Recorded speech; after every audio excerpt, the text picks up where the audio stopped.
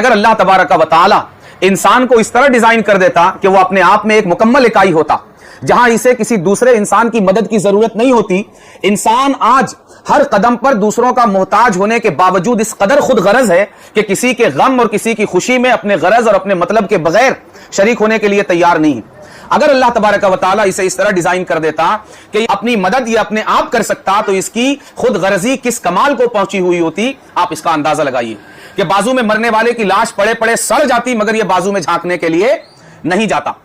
لیکن اللہ تبارک و تعالیٰ کا یہ فضل اور اس کا کرم ہے کہ اس نے انسانوں کے درمیان مدد کا، تعاون کا، ضرورت کا، محتاجی کا، احتیاج کا اور حاجت مندی کا ایک رشتہ قائم فرمایا ہے، جس کی بنیاد پر ایک انسان دوسرے انسان کی خبر گیری کرنے پر مجبور ہے، اس کی خیر خیریت لینے پر مجبور ہے، اس کا حال چال پوچھنے پر مجبور ہے۔ بلکہ اس محتاجی کے رشتے کے قائم ہونے کے باوجود بھی سچائی یہ ہے، اگر ہم غور کریں گے اور اگر ہم حقیقت تک پہنچنے کی کوشش کریں گے تو ہمیں پتہ چلے گا کہ اگر کسی کی میت میں ہمارے شریک نہ ہونے پر اگر کوئی اعتراض کرنے والا نہ ہو، اگر کوئی پوچھنے والا نہ ہو، کوئی ٹوکنے والا نہ ہو، کوئی انگلی اٹھانے والا نہ ہو، تو میں بتاؤں کہ اکثریت ایسی ہے کہ کسی کے جنازے میں بھی شریک ہونے کے لیے تیار نہیں۔ یعنی آج انسانوں اور مسلمانوں کی اکثریت اگر کسی کے جنازے میں بھی شریک ہوتی ہے تو وہ بھی اس لیے کہ اگر شریک نہ ہوں گے تو اگلا کیا کہے گا، سامنے والا کیا بولے گا، اور لوگ پوچھیں گے کہ یہ آیا کہ یہ نہیں آیا، یہ شریک ہوا کہ نہیں ہوا۔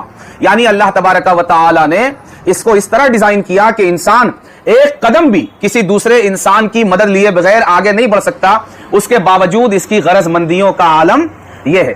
یعنی اگر ایک نوالا بھی انسان کے منہ میں اگر جاتا ہے تو وہ سینکڑوں اور ہزاروں لوگوں کی مدد اور ضرورت اور حاجت مندی کے نتیجے میں ایک نوالا انسان کے منہ تک پہنچتا ہے۔ ٹھیک ہے کہ دانہ زمین میں بویا جاتا ہے، بوئے جانے کے بعد پھر کاشتکاری کی جاتی ہے، کاشتکاری کرنے کے بعد کاٹا جاتا ہے، مل میں ڈالا جاتا ہے، مل سے آنے کے بعد بوریوں میں بھرا جاتا ہے، مارکیٹ میں آتا ہے، خریدی بکری ہوتی ہے، اس کے بعد میں پھر کیا کہتے ہیں کہ تھوک، پھر ریٹیل، پھر اس کے بعد میں آپ کے گھر تک پہنچتا ہے، پھر چکی تک پہنچتا ہے، پھر آپ کے کچن تک پہنچتا ہے، گوندنے والوں تک پہنچتا ہے، پکانے والوں تک پہنچتا ہے، دسترخوان لگانے والوں تک پہنچتا ہے، پھر آپ کے ہاتھ میں روٹی آتی ہے اور پھر وہ آپ کے ہاتھ کی روٹی آپ کے منہ تک پہنچتی ہے۔ بے پناہ بیچ میں وسائل اور ذرائع جن سے ہو کر ایک نوالا ہمارے منہ تک پہنچتا ہے۔ یہ مدد، دوسروں کے ساتھ تعاون، دوسروں کی معونت، دوسروں کی ضرورت اور دوسروں کے ساتھ ہماری حاجت مندی کا مقام اور درجہ یہ ہے۔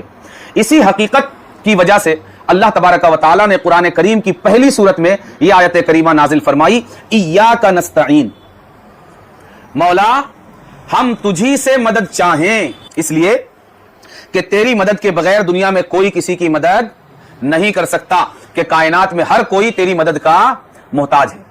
تو انسان جب ہر لمحہ ہر قدم مدد کا محتاج ہے، بلکہ اگر آپ غیر کی مدد، ایک تو یہ انسان کا اپنا وجود ہے نا، اگر آپ اس کے باہر سے خود انسان کے اندر اگر آ جائیں اور آپ خود انسان کے اندر دیکھیں کہ انسان خود اپنے آپ میں اپنا کتنا محتاج ہے، جینے کے لیے سانس کا محتاج، دیکھنے کے لیے آنکھ کا محتاج، پکڑنے کے لیے ہاتھ کا محتاج، چلنے کے لیے قدموں کا محتاج، چھونے کے لیے ہاتھ کا محتاج، سونگھنے کے لیے ناک کا محتاج، سوچنے سمجھنے کے لیے عقل اور دماغ کا محتاج، یعنی یہ اپنے وجود کے باہر بھی محتاج ہے اور اپنے وجود کے اندر بھی محتاج ہے۔ یعنی مخلوق کو اگر اس کا حقیقت کی نگاہوں سے ایکس رے کیا جائے، اس کی سونوگرافی کی جائے اور حقیقت کے لحاظ سے اگر اس کی ایم آر آئی کی جائے تو اس کی حقیقت کا آخری عنصر جو نکلے گا اس کا نام ہوگا محتاجی۔ کیا ہوگا؟ محتاجی، کہ یہ سر کے بال سے لے کر پیر کے ناخن تک سراپا کیا ہے؟ محتاج ہے۔ بلکہ میں نے عرض کیا کہ پاور اور مال جیسے جیسے بڑھتا جائے گا، مدد کی ضرورت، مدد کی محتاجی اور مدد کی حاجت اسی قدر بڑھتی جائے گی۔ جب مدد کی حاجت اتنی ہے کہ آدمی کی حقیقت کیا ہے؟ محتاجی۔ کیا ہے؟ محتاجی، کہ یہ اللہ کے آگے سراپا محتاج ہے، اور اس کی حقیقت اور اس کی سچائی یہ ہے کہ یہ سر کے بال سے لے کر پیر کے ناخن تک محتاج ہے۔ اور اللہ تبارک و تعالی نے نبی کریم صلی اللہ علیہ وآلہ وسلم کو رحمت للعالمین بنا کر بھیجا ہے۔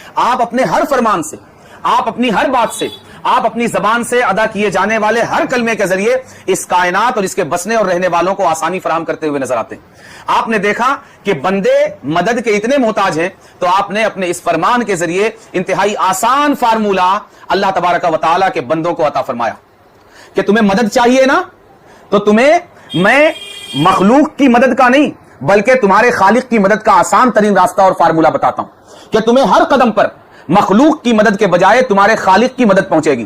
اور وہ طریقہ اور وہ فارمولہ کیا ہے؟ وہ فارمولہ یہ ہے کہ آسمان سے تارے توڑ لانا ہے. یہی ہے؟ نہیں. مریخ پر کمندے ڈالنا ہے؟ نہیں. سمندروں میں ڈبکیاں لگانا ہے؟ نہیں. فضائے بسیط میں تیرنا ہے؟ نہیں. بلکہ اس کو بڑا آسان کر کے نبی کریم صلی اللہ علیہ وآلہ وسلم نے انسانوں کو عطا فرمایا. آپ فرماتے ہیں اللہ فی عون العبد ما کان العبد فی عون اخیہ، کہ اللہ بندے کی مدد میں ہوتا ہے جب تک بندہ اپنے بھائی کی مدد میں ہوتا ہے. یعنی بندوں، تم مدد کے محتاج ہونا، تمہیں ہر قدم مدد چاہیے نا، تمہیں مخلوق کی مدد نہیں بلکہ میں تمہیں خالق کی مدد کی طرف رہنمائی کرتا ہوں. اور آسان اتنا ہے کہ تمہیں کہیں جانے کی ضرورت نہیں ہے، بلکہ جب بھی تمہیں خالق کی مدد چاہیے تم اپنے کسی مجبور بھائی کی مدد میں لگ جاؤ، اپنے کسی ضرورت مند بھائی کی مدد میں لگ جاؤ، اپنے کسی بھولے بھٹکے بھائی کی مدد میں لگ جاؤ. کسی بھٹکے ہوئے کو راستہ دکھا دو، کسی بھوکے کو کھانا کھلا دو، کسی پیاسے کو پانی پلا دو، کسی ننگے کو کپڑا پہنا دو، کسی بے وطن مسافر کو سر ڈھانکنے کی جگہ دے دو، کسی بھٹکے ہوئے کو راستہ دکھا دو. اور یہ ساری چیزیں تمہارے بھائی کی مدد ہوگی اور تم بھائی کی مدد کر رہے ہوگے اور رب تمہاری مدد کر رہا ہوگا.